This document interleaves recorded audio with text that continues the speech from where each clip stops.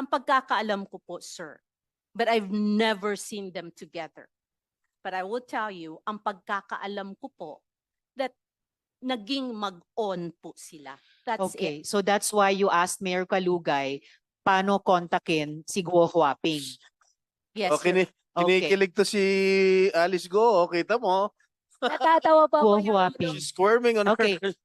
Okay, sandali lang. You're not yet recognized to speak at this moment. So, Ms. Maslog, after nagtanong kayo kay Mayor Kalugay, paano nyo kinontak si Guo Huaping?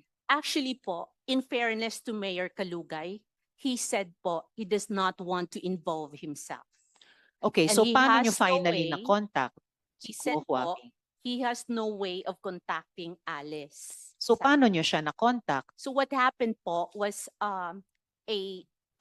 so we backtracked